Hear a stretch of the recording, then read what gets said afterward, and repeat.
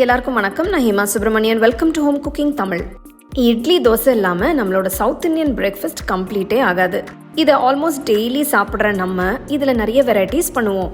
ரவா தோசை, கோதுமை தோசை, ராகி தோசை, பீட்ரூட் தோசைன்னு தோசையிலேயே நிறைய வேரியேஷன்ஸ் பண்ணுறோம்.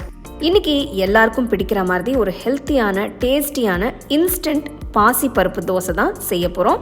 வாங்க அது எப்படி செய்யறதுன்னு பார்க்கலாம். இந்த ரெசிபி செய்ய முதல்ல பாசிப்பருப்பை ஊற வச்சுக்கலாம். இதுக்கு நான் 1 கப் பாசிப்பருப்பு எடுத்திருக்கேன். இது 250 ml கப் மெஷர்மெண்ட்டில் எடுத்திருக்கேன். 3 சிவப்பு மிளகாய் சேர்த்து தேவையான தண்ணியை ஊற்றி அரை மணி நேரம் ஊற வச்சுக்கலாம்.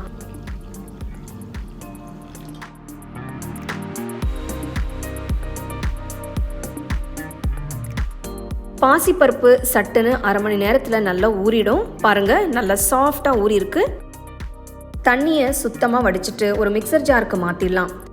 இப்போ இதில் தோல் எடுத்துட்டு நறுக்குன 1 துண்டு இஞ்சி, 1 டீஸ்பூன் சீரகம், அரை டீஸ்பூன் உப்பு, 1 சிட்டிகை பெருங்காயத்தூள் சேர்த்து முதல்ல தண்ணி எதுவும் ஊற்றாமல் அரைச்சிக்கலாம்.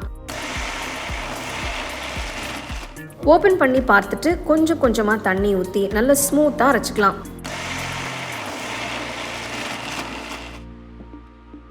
பாருங்க, மாவு தயாராகிடுச்சு. நான் இங்கே கொஞ்சமாக தண்ணி ஊற்றி கெட்டியாக தான் அரைச்சிருக்கேன். மிக்சி ஜார்லேருந்து எடுத்துட்டு தேவைப்படுற அளவு தண்ணி ஊற்றி இட்லி மாவு பதத்துக்கு கரைச்சிக்கலாம்.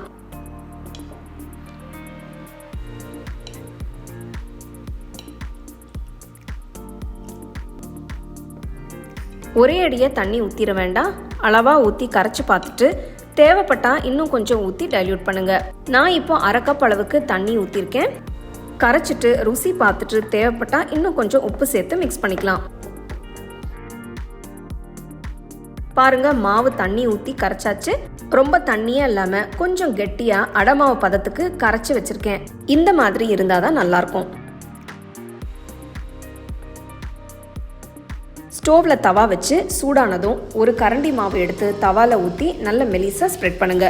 இந்த மாவு நல்லா ஈஸியாக ஸ்ப்ரெட் பண்ண வரும்.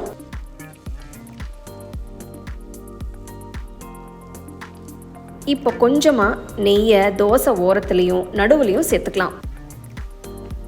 தோசை மாவு இல்லாத அன்னைக்கு ரெகுலர் தோசை போர் அடிக்கிற மாதிரி இருந்தால் இது ஒரு நல்ல சாய்ஸ்.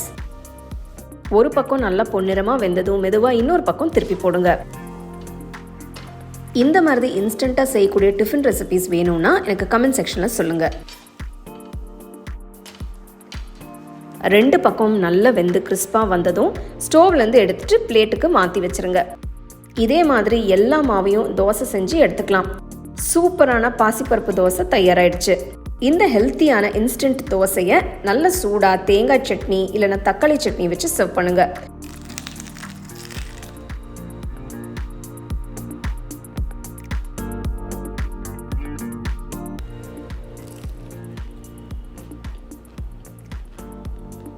தோசை நல்ல கிறிஸ்பியாக ரொம்ப அருமையாக இருக்குது. தக்காளி சட்னியோட டேஸ்ட் வேறு லெவலில் இருக்குங்க. இது ஒரு நல்ல பிரேக்ஃபாஸ்ட் ரெசிபி. ஈவினிங் டிஃபனுக்கும் நல்லாயிருக்கும். நம்ம இதுக்கு முன்னாடி செஞ்ச டிஃப்ரெண்ட்டான தோசை ரெசிபீஸ், அதுக்கு வச்சு சாப்பிட்ற சட்னி ரெசிபீஸ் சில நான் இங்கே லிங்க்ஸ் கொடுக்குறேன். அதையும் செக் பண்ணி பாருங்கள். கண்டிப்பாக ட்ரை பண்ணி உங்கள் ஃபேமிலி ஃப்ரெண்ட்ஸோட ஷேர் பண்ணிக்கோங்க. உங்களுக்கு நான் இந்த வீடியோவில் யூஸ் பண்ணுற ப்ராடக்ட்ஸ் பிடிச்சதுன்னா கீழே டேக் பண்ணியிருக்கேன், செக் பண்ணி பாருங்கள். டீட்டெயில்டான ரெசிபிக்கு homecookingshow.in வெப்சைட்டை செக் பண்ணுங்க. The second edition of the home cooking book is now available on Amazon as well as on shop.homecookingshow.in.